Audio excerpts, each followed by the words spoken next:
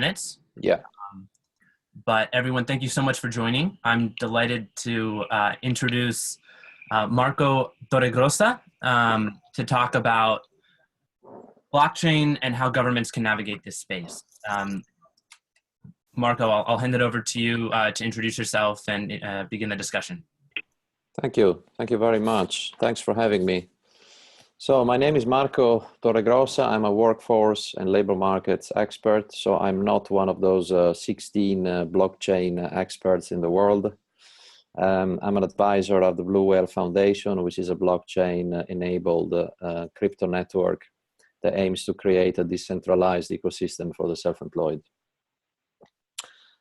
Can I start with my presentation, Sean? Go ahead. Okay.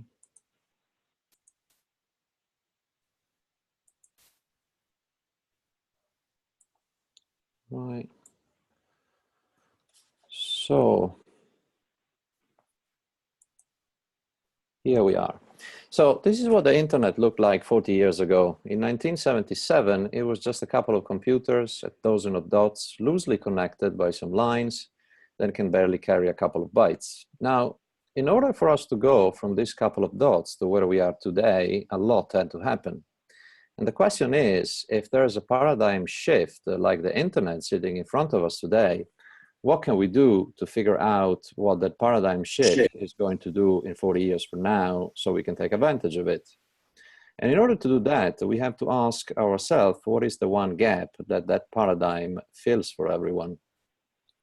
So if you think about some of the big inventions in our life, the printing press, for example, it filled the knowledge gap.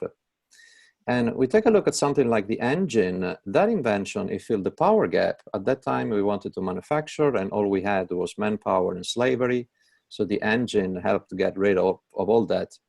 And then our favorite invention, which is the internet. And I like to think of it as filling the distance gap. So the world is a lot smaller than it was 40 years ago. Now, we're here to talk about the next gap that exists. And there's a gap that is building in our society, and the invention that fills that gap is called the blockchain.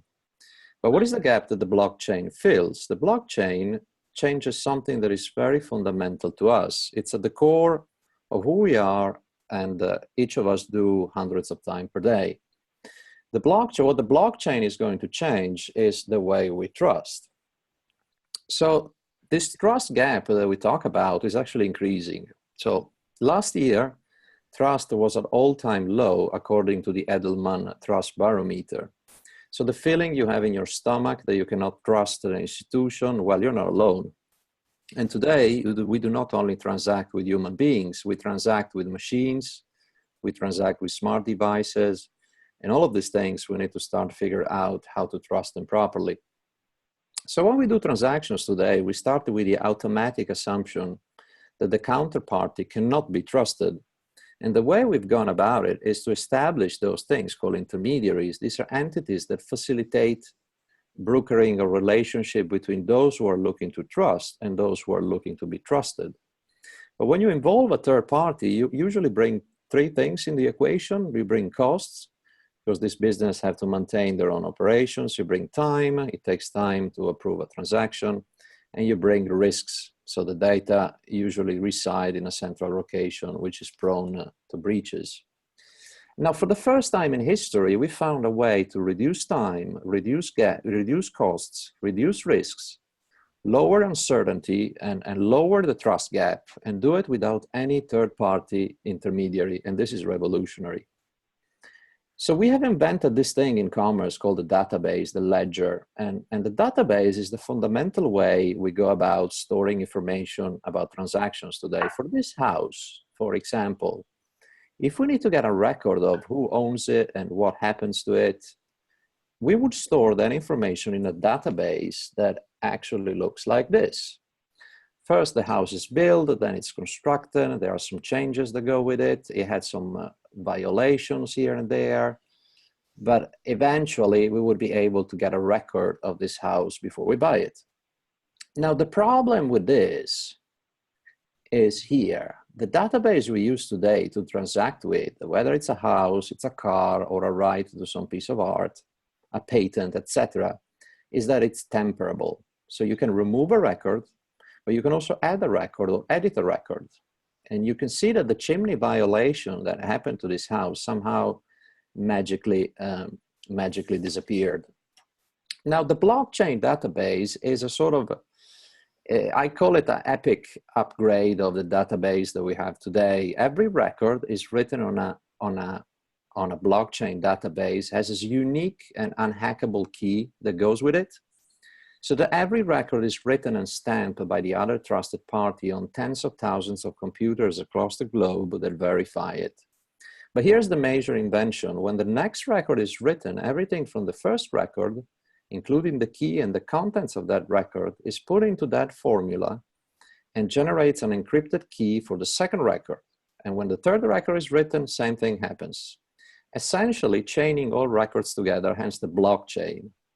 So this database can also be programmed to trigger transaction automatically, the so-called smart contracts. So here's what happens. If someone doesn't like that failed chimney inspection and decides to remove it, then very quickly with an algorithm, you can look at the information and recognize it was modified and the chain was broken. And this is the difference between how we exist today as commerce and how we will exist tomorrow, where information can be trusted and available at all times. So far, banks, payment system providers, insurance companies have shown the highest level of interest and investment in blockchain. But I believe government agencies have just as much to gain for experimenting with this technology.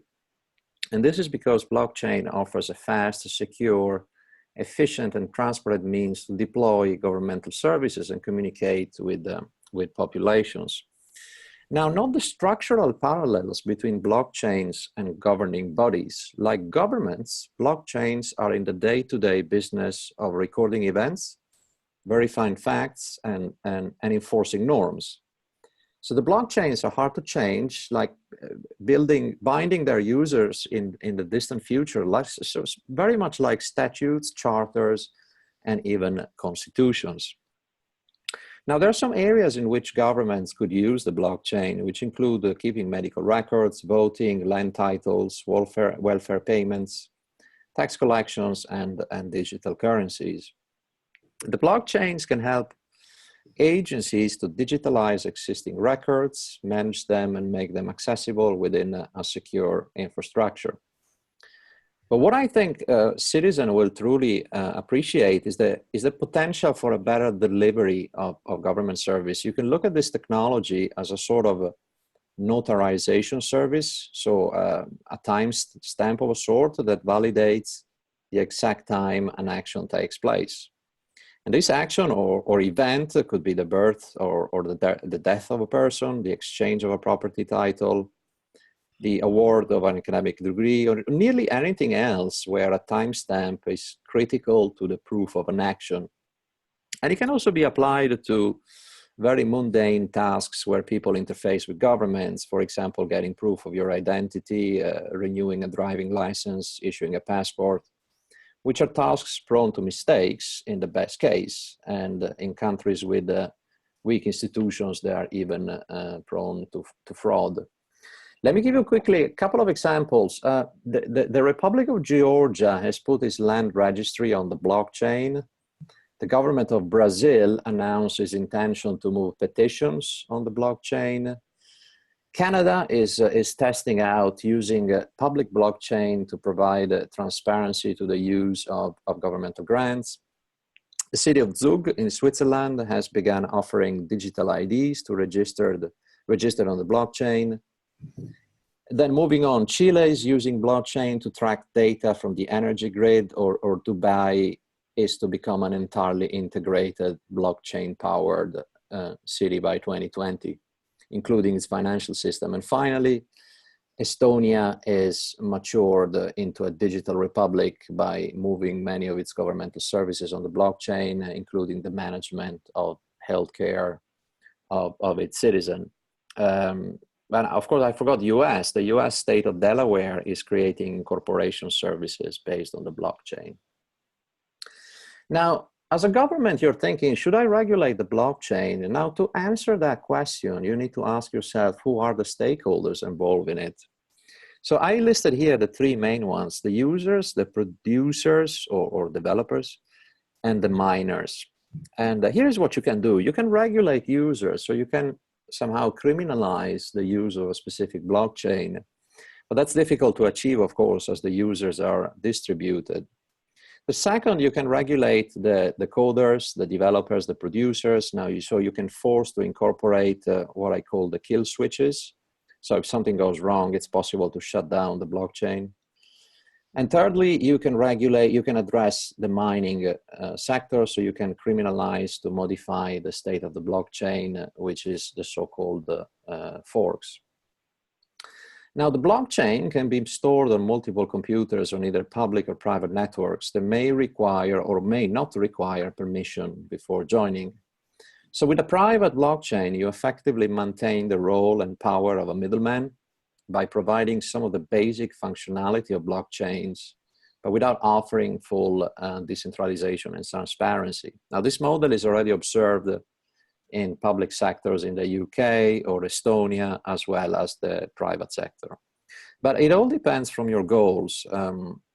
Private blockchains provide incredible operational efficiency, and implementing a private blockchain means that efficiency is your main goal as a government. But if the goals are different, such as decentralization, transparency, or enhancing trust in public services, then a public blockchain, of course, is going to be more important.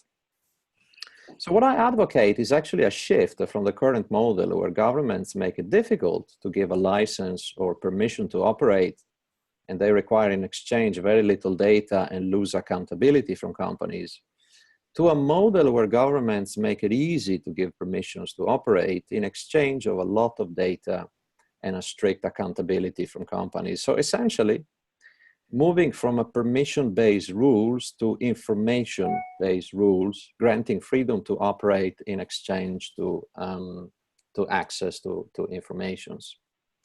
Now, there are still a number of constraints to widespread adoption of the blockchain, and governments are particularly worried about cybersecurity, the dark web, anything that could lead to fraud, and of course, regulatory compliance. So I think the need for regulation seems to be clear in some cases. For example, when there are cross-border systems, you think about the EU internal market, or where people take risks like investing into cryptocurrencies. And they will also, of course, be concerned that the pathway to adoption will be costly and complex. But don't forget that some of the most powerful technologies in the world have gone from fringe to mainstream because the governments adopted them first through public procurement. If you think about the telephone, the railways, the water pump, the electricity, like in this picture. And at the beginning, people met cars, cell phones, the internet with the same level of suspicion as the blockchain. So take this in mind before a blanket approach in regulation. And my final